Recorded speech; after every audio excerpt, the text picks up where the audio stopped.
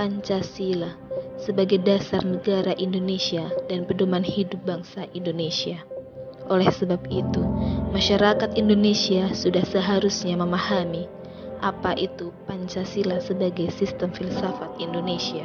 Adanya penyerangan gereja yang terjadi di Gamping beberapa waktu lalu menyatakan bahwa serangan tersebut adalah bagian dari intoleransi, kekerasan, dan pemaksaan. Hal ini menandakan bahwa sudah tidak adanya lagi relevan warga Indonesia dengan nilai Pancasila yang menunjukkan bahwa adanya pendangkalan sebuah iman. Sudahkah kita memiliki sikap peduli sebagai masyarakat yang beradab dan memiliki rasa kemanusiaan, sehingga kasus bullying, kekerasan, pemerkosaan, dan pembunuhan tidak lagi menjadi hal umum di negara Indonesia? Semakin hari, semakin banyak masyarakat yang tidak menyaring informasi yang belum tentu benar adanya, atau merasa paling benar dan memiliki seluruh elemen hak asasi manusia dengan menjadi masyarakat yang tidak bijaksana dalam bernegara. Lantas, bagaimana bisa masyarakat Indonesia mendapati pelayanan pembuatan kartu penduduk yang sangat lama dan tidak sesuai dengan prosedur, bebarengan dengan negara mengalami kerugian? Sedangkan sangat jelas dilihat oleh mata seluruh warga Indonesia, di mana keadilan yang belum menyeluruh bagi rakyat kecil yang sekedar memiliki pekerjaan untuk mendapatkan sesuap nasi bagi keluarganya. Banyak masyarakat yang sudah tidak risau lagi akan kesenjangan sosial yang berada di antara mereka. Tidaklah kita berpikir bagaimana negara Indonesia bisa makmur dan sejahtera. Benarkah Indonesia adalah negara yang berlandaskan ketuhanan, sedangkan kita masih belum bisa memiliki toleransi atas agama lain? Benarkah Indonesia adalah negara hukum, sedangkan hukum Indonesia masih sangat mudah dibeli dengan uang? Benarkah jika Indonesia adalah negara Bhinneka Tunggal Ika, sedangkan keberagaman dan perbedaan masih menjadi faktor utama perselisihan di Indonesia? Benarkah Indonesia sudah merdeka, sedangkan kesenjangan sosial masih saja ada? Benarkah kita ingin Indonesia merdeka, atau hanya harapan, hanya sebuah mimpi, atau hanya sebuah tatanan huruf yang tertulis di selembar kertas dan diumumkan pada seluruh warga Indonesia oleh Soekarno? Maka, layaknya warga Indonesia yang sudah berinjak dan melangsungkan hidup di Indonesia, seharusnya kita memperhatikan makna filsafat Pancasila sebagai pandangan hidup bangsa Indonesia, sebagaimana yang ditunjukkan dalam ketetapan MPR nomor 2 tahun 1970. Maka, Pancasila adalah jiwa seluruh rakyat Indonesia, pandangan hidup bangsa Indonesia, dan dasar negara bangsa Indonesia. Pada akhirnya, pandangan hidup suatu bangsa adalah kristalisasi dari nilai-nilai yang dimiliki bangsa, yang diyakini kebenarannya, dan menimbulkan tekad pada bangsa untuk mewujudkan negara yang sejahtera.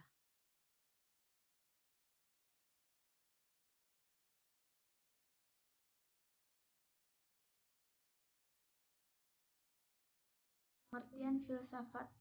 Secara etimologis, kata filsafat berasal dari bahasa Yunani philen yang berarti cinta, sophos yang berarti kebijaksanaan. Jadi, filsafat mengandung arti cinta akan kebijaksanaan atau mencintai hal-hal yang sifatnya kebijaksanaan. Lingkup pengertian filsafat. 1.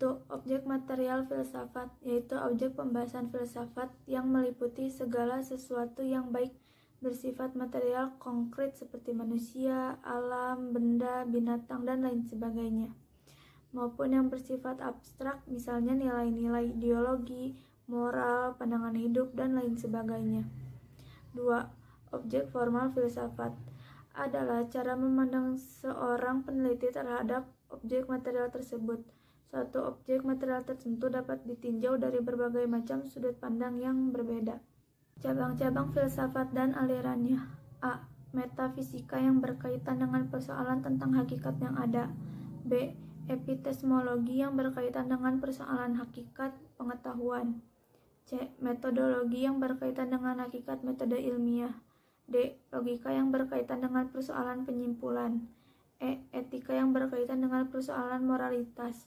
F. Estetika yang berkaitan dengan persoalan keindahan. B. Rumusan kesatuan sila-sila Pancasila sebagai suatu sistem yang memiliki ciri-ciri sebagai berikut. 1. Suatu kesatuan bagian-bagian. 2.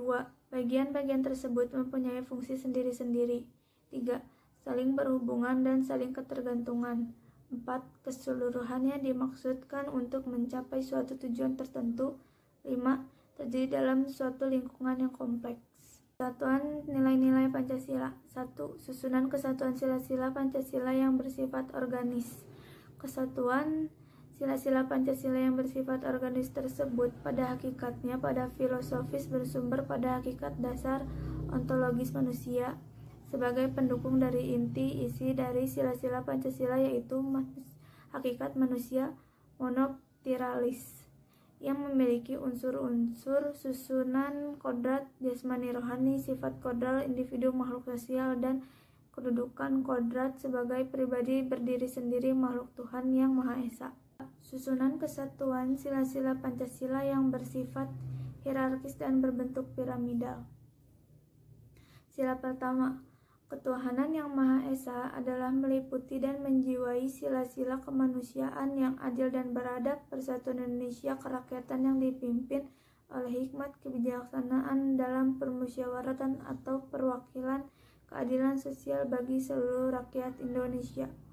Sila kedua, kemanusiaan yang adil dan beradab adalah diliputi dan dijiwai sila ketuhanan yang Maha Esa adalah menjiwai sila-sila persatuan Indonesia kerakyatan yang dipimpin oleh hikmat kebijaksanaan dan permusyawaratan atau perwakilan, keadilan sosial bagi seluruh rakyat Indonesia. Sila ketiga, persatuan Indonesia adalah diliputi ketuhanan yang Maha Esa adalah meliputi dan menjiwai sila-sila kerakyatan yang dipimpin oleh hikmat kebijaksanaan dan permusyawaratan atau perwakilan, keadilan sosial bagi seluruh rakyat Indonesia. Sila keempat, kerakyatan yang dipimpin oleh hikmat kebijaksanaan dan permusyawaratan atau perwakilan adalah diliputi dan dijiwai oleh sila-sila ketuhanan yang Maha Esa, kemanusiaan yang adil dan beradab, persatuan Indonesia, meliputi dan menjiwai sila keadilan sosial bagi seluruh rakyat Indonesia. Sila kelima, keadilan sosial bagi seluruh rakyat Indonesia adalah diliputi dan dijiwai oleh sila-sila ketuhanan yang Maha Esa, kemanusiaan yang adil dan beradab, persatuan Indonesia, kerakyatan yang dipimpin oleh hikmat kebijaksanaan dan permusyawaratan perwakilan. 3. Hubungan sila-sila Pancasila yang saling mengisi dan saling mengkualifikasi. Sila pertama, ketuhanan yang Maha Esa adalah ketuhanan yang berkemanusiaan yang adil dan beradab, yang berpersatuan Indonesia, yang berkerakyatan, yang dipimpin oleh hikmat kebijaksanaan dalam permusyawaratan atau perwakilan, yang berkeadilan sosial bagi seluruh rakyat Indonesia.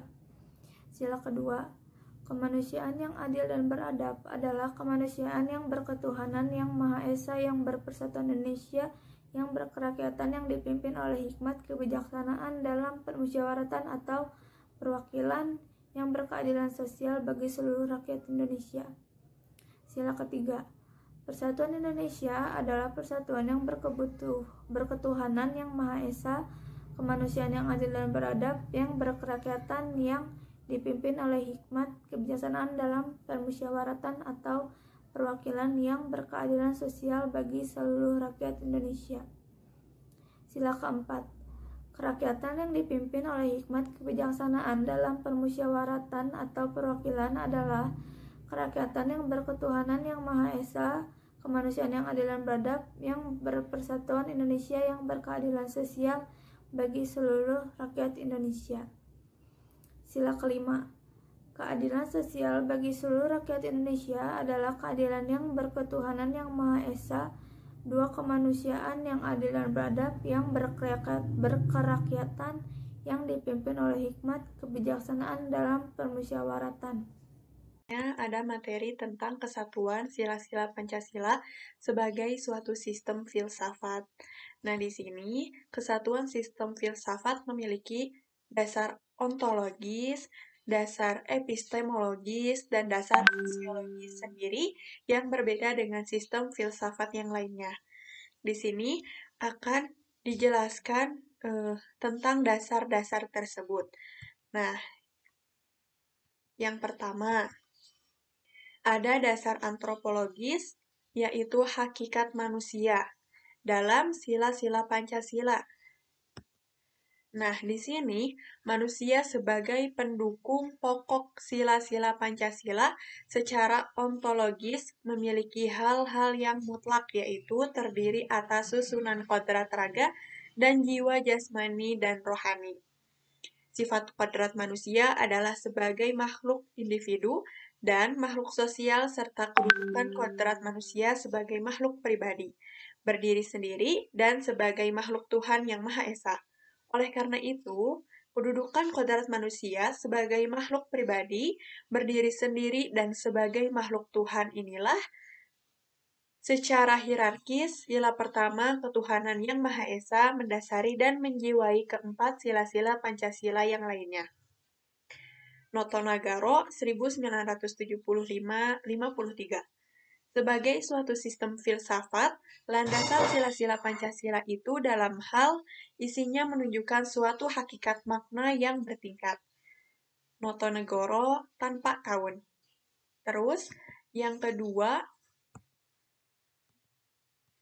ada dasar epistemologis atau tentang pengetahuan dalam sila-sila Pancasila. Dasar epistemologis Pancasila pada hakikatnya tidak dapat dipisahkan dengan dasar ontologisnya. Pancasila sebagai suatu ideologi bersumber pada nilai-nilai dasarnya, yaitu filsafat Pancasila. Suryanto 1991-50. Nah, implikasi terhadap bangunan epistemologi yaitu bangunan epistemologi yang ditempatkan dalam bangunan filsafat manusia. Dalam Pranarka 1996-30. Di sini terdapat 3 persoalan yang mendasar dalam epistemologi, yaitu tentang sumber pengetahuan manusia. Kedua, tentang teori kebenaran pengetahuan manusia. Dan yang ketiga, tentang watak pengetahuan manusia. Dalam Titus 1984 ayat 20. Nah, selanjutnya yang ketiga adalah dasar aksiologis atau termasuk ke dalam nilai sila-sila Pancasila. Di sini, Max Keller mengemukakan bahwa nilai-nilai itu kenyataannya adalah yang lebih tinggi dan ada yang lebih rendah, dan dapat digolongkan menjadi 4 tingkatan, yaitu yang pertama, nilai-nilai kenikmatan. Di sini, nilai-nilai ini berkaitan dengan indera manusia, sesuatu mengenakan dan tidak mengenakan dalam kaitannya dengan indera manusia, atau Diewerted des Enjoyment Unenjoyment, yang menyebabkan manusia senang atau menderita atau tidak enak. Terus, yang kedua ada nilai-nilai kehidupan, yaitu dalam tingkatan ini terdapat nilai-nilai yang penting bagi kehidupan manusia. Misalnya, kesegaran jasmani, kesehatan, serta kesejahteraan umum. Yang ketiga, ada nilai-nilai kejiwaan. Dalam tingkatan ini terdapat nilai-nilai kejiwaan atau geistliche Wert yang sama sekali tidak tergantung dari keadaan jasmani ataupun lingkungan nilai-nilai semacam ini. Antara lain, nilai keindahan, kebenaran, dan pengetahuan murni yang dicapai dalam filsafat. Terakhir, nilai-nilai kerohanian, yaitu dalam tingkatan ini terdapatlah modalitas nilai dari yang suci. Nilai-nilai semacam ini terutama terdiri dari nilai-nilai pribadi.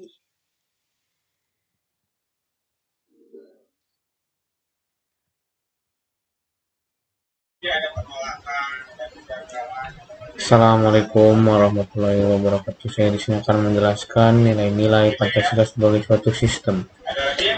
Isi arti sila-sila Pancasila pada hakikatnya dapat dibedakan atas hakikat Pancasila yang umum atau universal yang merupakan substansi sila-sila Pancasila sebagai pedoman, pelaksanaan, dan penyelenggaraan negara, yaitu sebagai dasar negara yang bersifat umum, kolektif, serta realitas pengalaman Pancasila yang bersifat khusus dan konkret. Nilai-nilai yang terkandung dalam sila ke-1 sampai sila ke-5 merupakan cita-cita yang diharapkan dalam dambaan bangsa Indonesia yang akan diwujudkan dalam kehidupan. Sejak dahulu, cita-cita tersebut telah didambakan oleh bangsa Indonesia agar terwujud dalam suatu masyarakat yang Kema Loh Jinawi Tata Tentram Kerta Raharjo dengan penuh harapan diupayakan terrealisasikan dalam sikap tingkah laku dan perbuatan setiap manusia Indonesia. D. Pancasila sebagai nilai dasar fundamental bagi bangsa dan negara Republik Indonesia. Dasar filosofis. Dasar filosofis atau pemikiran yang terkandung dalam setiap sila dijelaskan dalam sebagai berikut. Pancasila sebagai filsafat bangsa negara Republik Indonesia mengandung makna bahwa dalam setiap aspek kehidupan kebangsaan, kemasyarakatan, dan kenegaraan harus berdasarkan nilai-nilai ketuhanan, kemanusiaan, persatuan, kerakyatan, dan keadilan. Pemikiran atau filsafat kenegaraan bertolak dari suatu pandangan bahwa negara adalah merupakan suatu persekutuan hidup manusia atau organisasi kemasyarakatan yang merupakan masyarakat hukum atau legal society. Pada hakikatnya, menggunakan dasar filsafat dari nilai-nilai Pancasila sebagai berikut. Pancasila itu hakikatnya yang terdalam yaitu universal dan abstrak. Yang kedua, nilai-nilai Pancasila pasti akan ada pada bangsa Indonesia, mungkin juga pada bangsa lain. Pancasila yang terkandung dalam pembukaan undang-undang terkandung juga dalam Undang-Undang Dasar 1945. Nilai-nilai Pancasila bersifat objektif dapat dijelaskan sebagai berikut. Nilai-nilai Pancasila mulai dari bangsa Indonesia. Yang kedua, nilai-nilai Pancasila merupakan filsafat atau pandangan hidup bangsa Indonesia. Yang ketiga, nilai Pancasila mengandung nilai kerohanian yaitu kebenaran, keadilan, dan lain-lain. Nilai-nilai sebagai dasar fundamental negara. Nilai-nilai Pancasila sebagai dasar filsafat negara Indonesia pada hakikatnya merupakan suatu sumber dari segala sumber hukum. Terdapat 4 pokok pikiran yang sesuai dengan Republik Indonesia tahun 1907 bersama-sama dengan batang tubuh Undang-Undang Dasar 1945.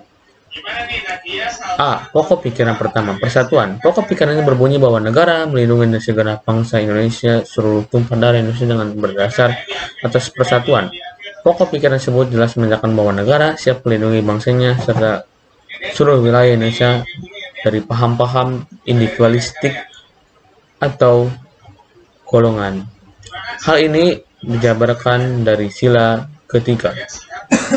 Pokok pikiran kedua, keadilan sosial. Pokok pikiran kedua berbunyi negara ingin mewujudkan keadilan sosial bagi seluruh rakyat Indonesia. Hal ini merupakan pancaran sila kelima. Pancasila dimaksudkan supaya masyarakat memiliki pengertian dan kesadaran akan hak-hak kewajiban yang dimiliki oleh setiap individu dan negara berkewajiban mewujudkan kesejahteraan umum. Pokok pikiran pembukaan Undang-Undang Dasar 1945 ini dibuat dengan berpedoman kepada Pasal 27 hingga 34 pada Undang-Undang Dasar 1945.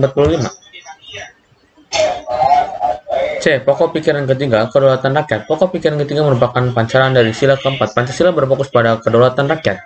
Sebagai negara yang menerapkan sistem demokratis dan musyawarat atau mufakat, maka diharapkan kedaulatan rakyat dan pemusyawaratan perwakilan dapat berjalan di Indonesia dengan lancar dan sesuai dengan kaidah-kaidah kedaulatan rakyat dipegang oleh rakyat dan dilaksanakan menurut undang-undang.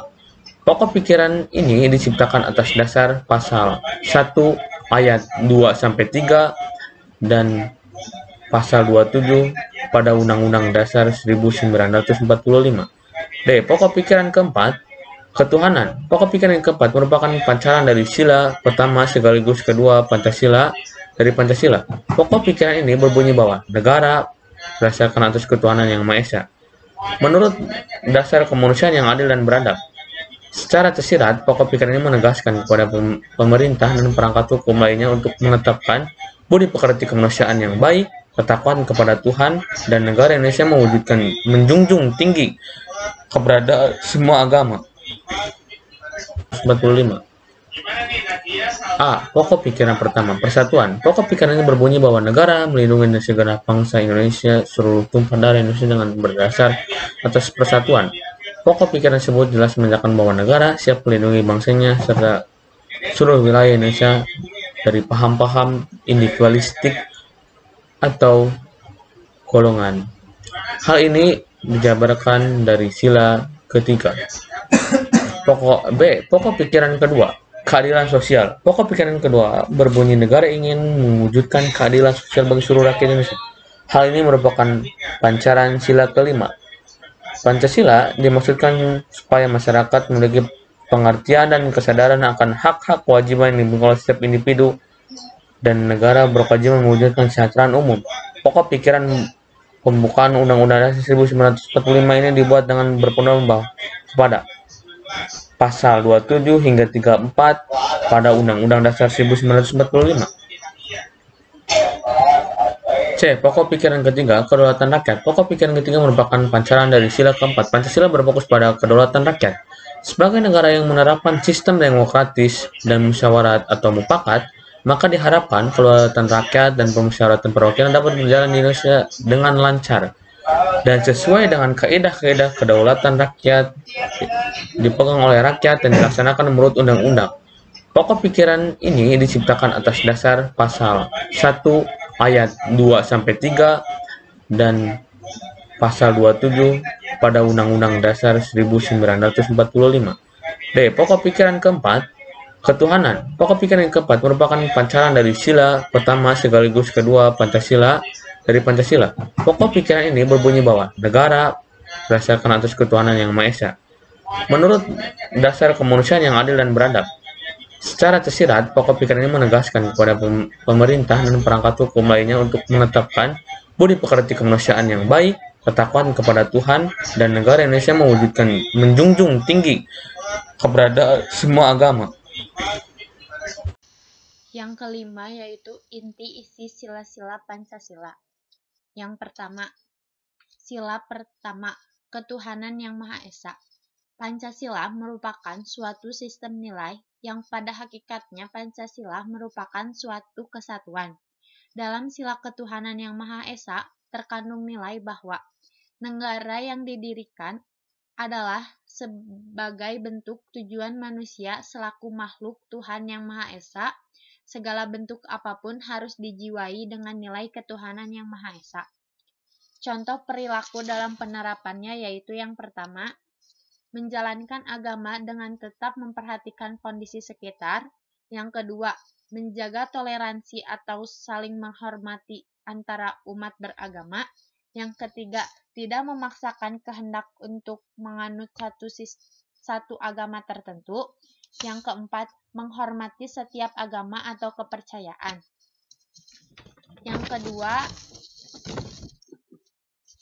ada kemanusiaan yang adil dan beradab.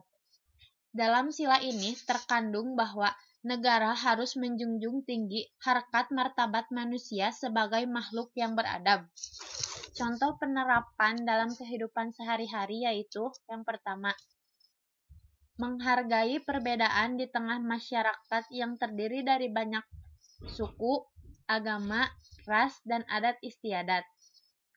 Yang kedua, dengan menghargai perbedaan, kita wajib untuk saling mencintai satu sama lain. Yang ketiga, selalu menjaga adab atau kesopanan. Yang keempat, tidak melakukan diskriminasi. Yang kelima, berani untuk menyampaikan kebenaran dan menegur orang lain. Yang keenam, menjaga keseimbangan dalam pelaksanaan hak dan kewajiban. Yang ketujuh, berpartisipasi di dalam kegiatan sosial. Selanjutnya yang ketiga yaitu Persatuan Indonesia. Nilai yang terkandung di dalam sila ini yaitu tidak dapat dipisahkan dengan sila-sila lainnya, karena seluruh sila merupakan suatu kesatuan yang bersifat sistematis. Contoh perilaku dalam kehidupan sehari-hari yaitu mengesampingkan opini pribadi dan mengutamakan segala kepentingan negara. Yang kedua, mengesampingkan segala perbedaan. Yang ketiga, mencintai dan mengonsumsi produk dalam negeri. Yang keempat, berusaha untuk menghasilkan prestasi yang dapat membanggakan bangsa. Dan yang kelima, kerakyatan yang dipimpin oleh hikmah kebijaksanaan dalam permusyawaratan perwakilan.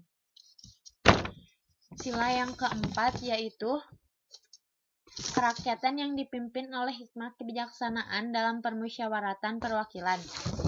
Dalam sila ini terkandung nilai menjiwai 4 sila lainnya yang terkandung bahwa hakikat negara adalah sebagai penjelmaan sifat atau kodrat manusia sebagai makhluk individu atau sosial. Contoh penerapan dalam kehidupan sehari-hari adalah yang pertama, menjamin dan menjunjung tinggi harkat dan martabat manusia. Yang kedua, menjamin dan memperkokoh persatuan dalam kesatuan. Yang ketiga, mengikuti atas perbedaan individu, suku, agama, karena perbedaan adalah bawaan kodrat manusia. Yang keempat, mengakui adanya persamaan hak yang melekat pada setiap individu. Yang terakhir yaitu sila keadilan sosial bagi seluruh rakyat Indonesia. Dalam sila ini terkandung nilai bahwa keadilan harus terwujud dalam kehidupan sosial atau kehidupan bersama. Dalam penerapannya yaitu dalam kehidupan sehari-hari, yang pertama yaitu selalu bersikap adil terhadap semua manusia. Nah, dalam sila ini terbagi menjadi 3, yaitu keadilan distributif. Keadilan distributif merupakan suatu hubungan keadilan antara negara dan warganya, dalam artian pihak negaralah yang wajib memenuhi keadilan dalam bentuk keadilan membagi dalam hal kesejahteraan, bantuan subsidi, serta kesempatan dalam hidup bersama yang didasarkan antara hak dan kewajiban. Yang kedua ada keadilan legal. Keadilan bertaat yaitu suatu hubungan keadilan antara warga negara dengan negara, dan dalam masalah ini pihak wargalah yang wajib memenuhi keadilan. Yang ketiga ada keadilan komunikatif. Keadilan komunikatif yaitu suatu hubungan keadilan antara warga satu dengan lainnya secara timbal balik. Nilai-nilai keadilan tersebut haruslah merupakan satu dasar yang diwujudkan dalam hidup bersama. Untuk mewujudkan tujuan negara yaitu mewujudkan kesejahteraan seluruh warganya dan melindunginya serta mencerdaskannya. Terima kasih.